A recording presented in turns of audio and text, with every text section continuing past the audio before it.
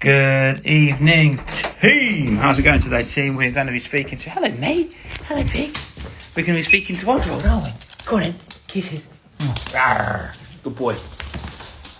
So today, guys, we're going to be speaking to a few peeps. We're going to be speaking to an amazing girl that I've been working with. Her name is Flossie, and her dad, called Martin Kent, and he's an absolute legend in my eyes. I'm just going to get everything all set up, see if we're good to go. Let's see if I can come on. So I know Oswald's really happy to see me. Anyway, do you want to say this to the camera? Come on. This is Oswald the pig. You join us today? Yeah? Good boy. Alright, where is he? Mark the party has joined. Let's see what we got. Yes! Come on in. Where is he? Where is he at? Yes, here the team. Here they are. Are you speaking? Hang on. Hello? Stand on the lava lamp. Flossie, what's going on? I don't know. You don't know? You don't know what's going on? Well, I don't know either. Your dad's all over the place. What's he doing? Just trying to get it stood up. You're playing with my emotions. Stop it immediately. Hang on. Well, I can't go any further down. Hang on. Hang on. Get Wait there. Come on. I mean... On top of my lavender. There we go. I've got dinner in a minute. There you go. I can see your beautiful faces. That's really, really cool. Oh, that's better. Yeah, Flossie, you sit there. Told you. On the chair. All right, guys. I'm going to do a slight random introduction, and then I'm going to get you guys to introduce yourselves, okay? So, welcome to the Young Life Warrior podcast. Today we are speaking with two amazing legends. One of them is mini, one of them is big in size and in stature and strength. One is called Martin, and one is called Flossie. Flossie's the big, strong one. So, I'm going to speak to you guys today because Flossie, once upon a time, and I'd like to think that I still am because I'd love to, I was coaching you and you were coming to see me all the way from Liverpool, which is amazing.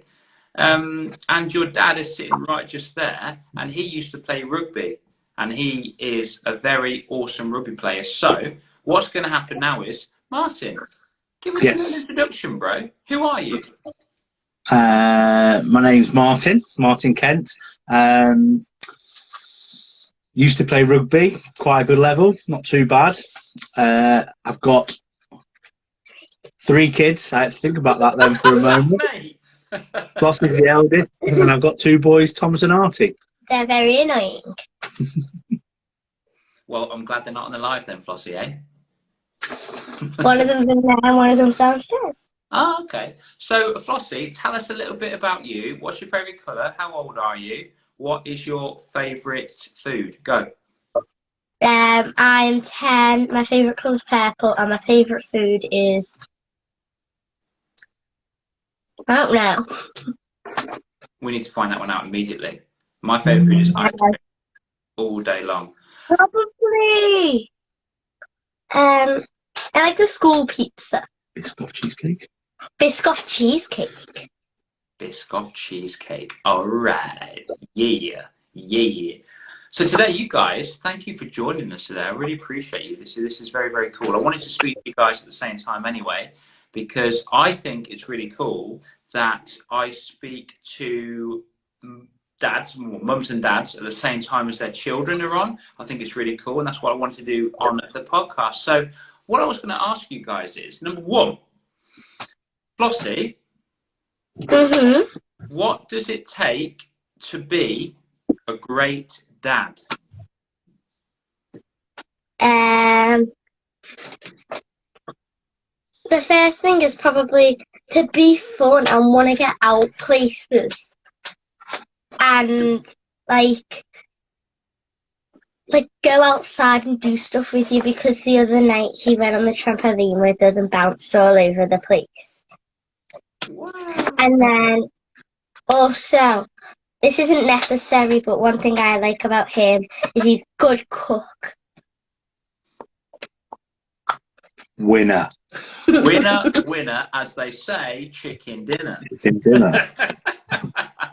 Dude, that's cool, Flossie. I love that so much. So, just to go what you said, to be fun, to join in with activities and to be a good cook. Did I miss anything out? Not that I said no. No. Does he? By the way, does Dad give really good cuddles as well? Mhm. Awesome. I think that's important too. Thank you, Flossie. I appreciate that. So, Martin, your turn. What does it take to be a great daughter? Oh, that's turn. I knew that was coming, but I wasn't sure it was coming. To be kind to her brothers, to be caring, to be fun, and to participate in my craziness. Flossie, do you participate in your dad's craziness? Yeah, do you? Amazing. That's really cool. I love that so much. So, what about the other way around? Martin, Yes. what does it take to be a great dad?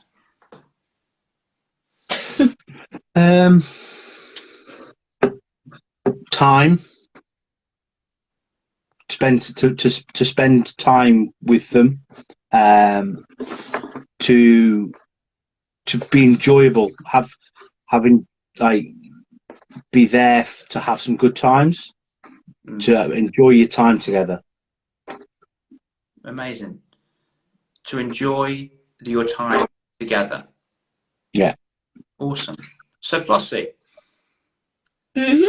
what, let's say a daughter just popped into the world.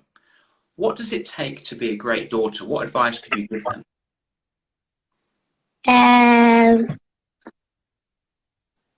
Be grateful for stuff you're given.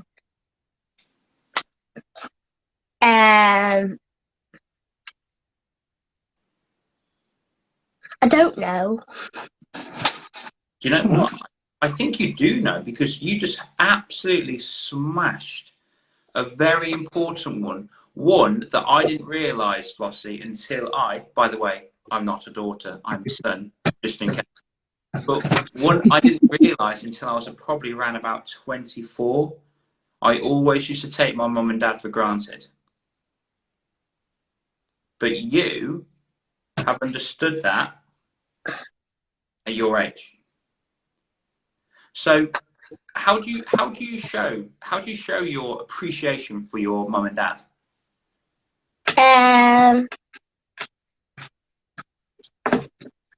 Sometimes I can't think of the words. Dad can help if he wants to. You say thank you. Yeah, that's one. I say thank you. I sometimes sometimes if my mum's she's got all three of us, I try and be nice to my brothers. Try. Try, yeah. Help tidy up. Sometimes. Well, Flossie, my mum has just joined the live. So what might be quite interesting one day to maybe which will never happen because I'll be far too frightened for all the answers. But that's great, Flossie. That's cool. So to appreciate you say thank you, which is great, which is awesome. Now, let me ask you this. How many times has Dad made mistakes? A lot. A lot. Oh my gosh. A lot. How many times has Flossie made mistakes? A lot. A lot. Cool. So, first of all, is that okay? Yeah. Okay. Are you sure? Yeah. Because if I make mistakes, I get embarrassed and I look silly, and I'm afraid what people think about me. Should I do that? What should I do instead? You should keep going and not give up. Keep going and not give up. Amazing. Is that what Dad does? Yeah. Should we ask the big man, see what he says about making mistakes and failing? So, Martin, how well, first of all, do you, when you fail, because you do, we all do, when you fail, how do you take that? Sometimes good, sometimes bad. Depends on what you do and what day it is, really, sometimes.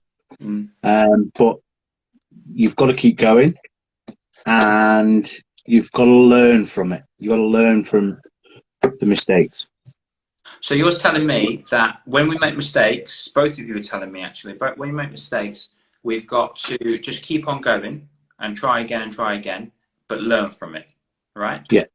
Yeah. Is that all we need to do, or is there anything else we need to do?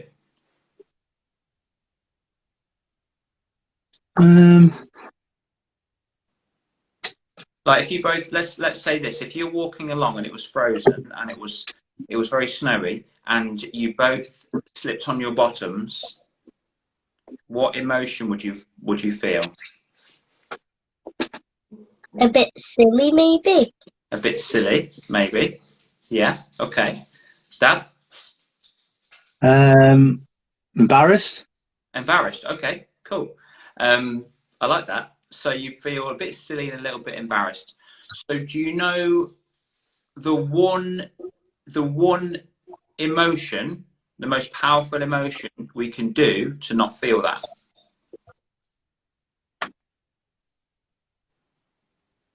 It's a tough one. It's a tough one.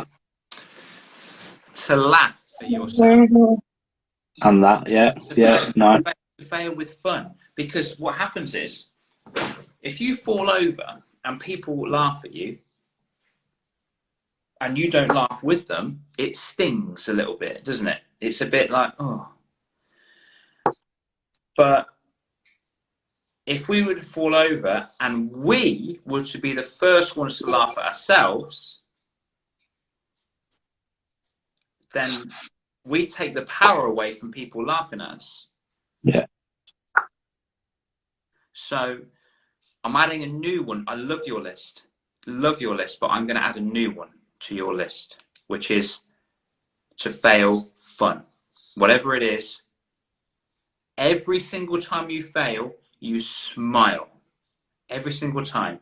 Now, I was very clumsy the other day because I decided it would be a good idea to steal my girlfriend's pot of wax that's got nice and smelling, because my office smells a bit. So I took it upstairs and just put it down very clumsily, and all the wax went all over the desk. Thankfully, not on the keyboard. So I failed absolutely miserably. Now I had two choices just then. I could rage and be all like, oh, for God's sake, ah! But I did not do it on purpose. It was a complete accident. So all I did, and I've been practicing this for a long time, without me even realizing, the corner of my mouth went, whoop. I didn't look like Joker from Batman. That was horrible. I don't know what that was. But the corner of my mouth was raised, and I started smiling. And I actually smiled and laughed at myself for making that epic fail. So this is like going to the gym, or lifting weights, or running a race, or understanding maths at school.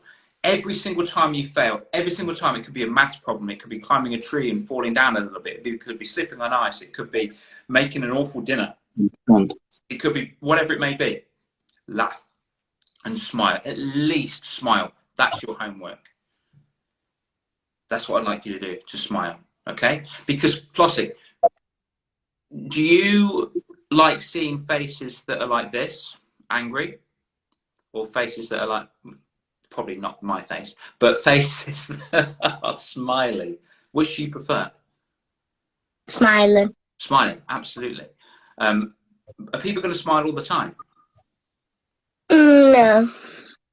Is that a problem?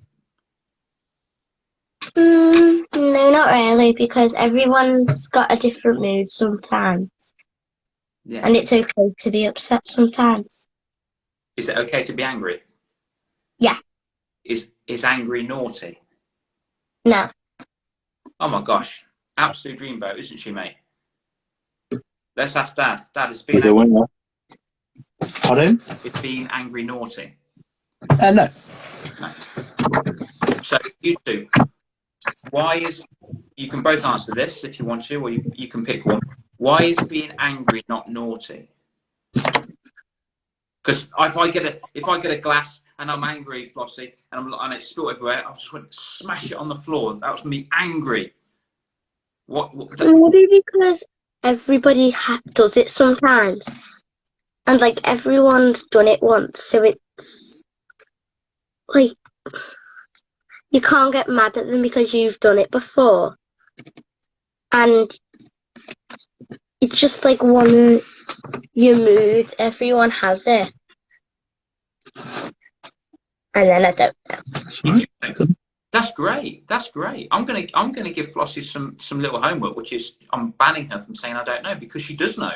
You've given us so many amazing answers throughout this, and it's like, if I was to smash this, smash on the floor, and then my dad came along and went, "Why did you do that for?" Rah!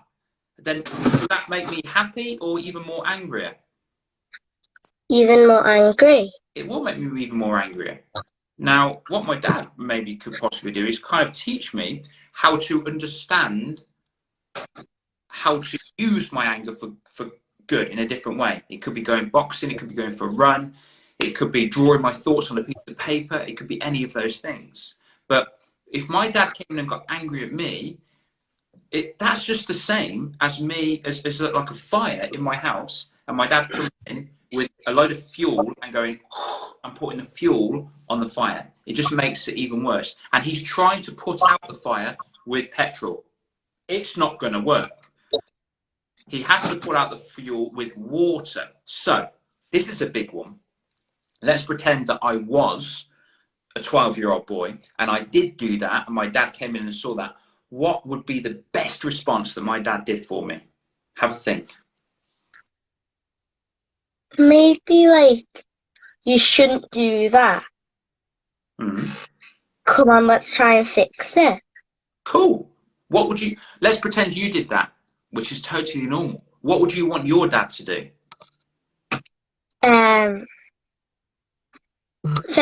Say, you shouldn't do that, but come on, let's get it done, and like go and get all the stuff to get it cleaned up and stuff. Okay, I like that. That's good. Shall we ask Dad? See what he says.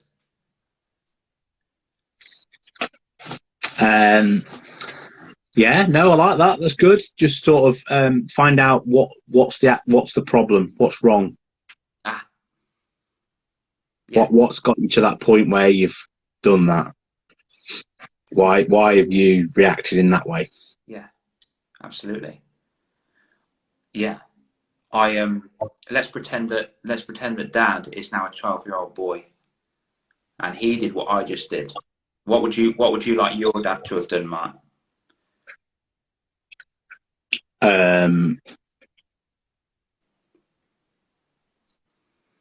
Ask me what was wrong and why I'd got to that point, why I did it, and why I got to the point of actually feeling as though I had to do that. Cool. And would you, knowing you as a child, how would you have responded? Probably different to how I would respond. Go on. Yeah, you tend to react the same as how you get it brought to your attention. So how other people react, you tend to react the same way. So if you're getting reactive with anger, you either get upset or you get angry back. You kind of mirror the emotions. There's something in psychology, guys, called mirror neurons, where they mirror the emotion. So if someone close to me had and their grandma died and they were sad, would I want to like be all excited? No. Absolutely not. I want to greet them with the same emotion that they are going through right there. So it's a different scenario when it comes to anger, though. So for me, I would like I would like to be greeted by a soft face, and my dad saying, "Doesn't matter. Can I have a hug? Give me a hug. Let's go for it. Let's have a big hug. We'll sort this out in a second," because he knows that I don't normally act like that. So something must have seriously triggered me. Something must have made me do that. But I can't be doing that for the rest of my life. I can't be a 25-year-old man smashing stuff up when things don't go my way. I can't be a 35-year-old man, breaking windows because something didn't quite fit in my world. So he'll find a way to do that. And I think you were right. I think you were dead right. But when we say for children, we cannot, their brain, this part of their brain, prefrontal cortex, is still developing. So they can't process the word why. Why did you do that for? They don't have the psychology to piece things together. So instead of that, it's like, well, what happened to get to that? How did that happen? Have nice open questions. You can answer me now, or you can answer me in about 5 minutes, or meet after a cuddle, or after we just chill out. Yeah. But that's cool. I like that. So you two are father and daughter and father. I would like you guys right now, this is very random, but you can try something when you close them. But I want you two to be the same age. So take a deep breath in for me. Deep breath in, breathe out. And I want you to imagine that Flossie is at the park just playing by herself. 11-year-old Flossie. Okay? I've chosen 11. And I want Martin to now go all the way back into Floss's memory. And this time, I want Martin to float in to Floss's memory. And when he does, he turns into an 11-year-old boy. So in your mind's eye, create that image. Flossie is playing on the swings. And now Flossie sees this new 11-year-old boy just come into the image. Now, knowing what you know about each other, would you two be friends with each other? I think so, yeah. Mm-hmm. Yeah. Yeah? You would? Yeah. What would you play?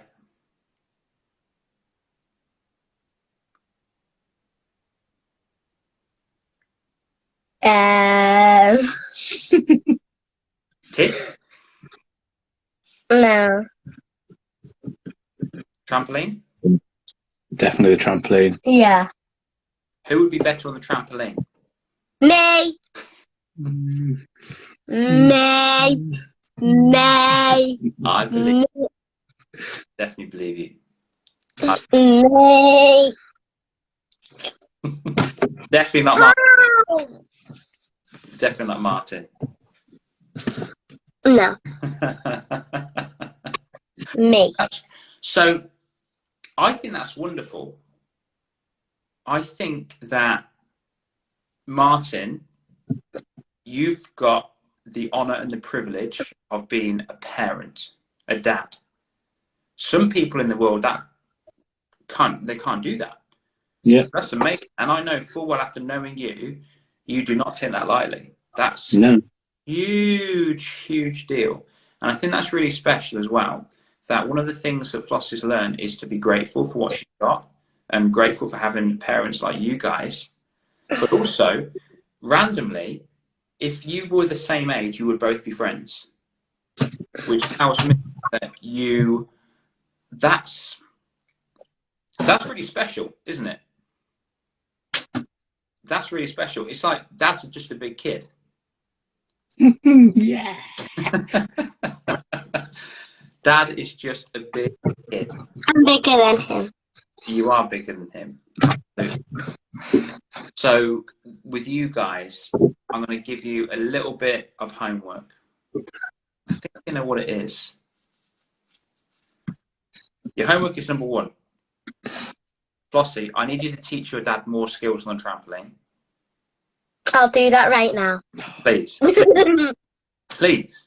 Number 2, I want you guys to think about whenever you fail, I want you to automatically smile every time. You can put your hand up in class and get the wrong answer. Smile. Oops. Oops, a daisy. Oops, it is. Oops, a daisy. You fell over in the middle of the playground while you were playing kickball. Who says kickball now, by the way? I don't know where that came from. You fall over. I'm still here.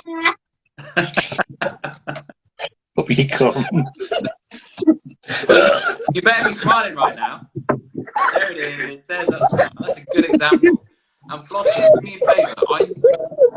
You've got an extra third mission. Your extra third mission is to teach your brothers that as well. Every time they fail, I want them to smile. Deal? Deal. Boom! Deal, Dale. Deal, Dale. He's always just saying, deal, Dale. Deal, Dale. All right, you legends. I'm going to let you guys... Have you had your dinner yet? No, I have no mind. I'm going to get the din-dins. Oswald's about to bark, so that's okay. Thank you so much for joining me today, guys. So random. So No problem. love that you were here. Give me a fist bump. Boom. Oh. Oh. And I'm going to catch you guys later. Cheers, mate. See you later. Thanks, guys. Bye.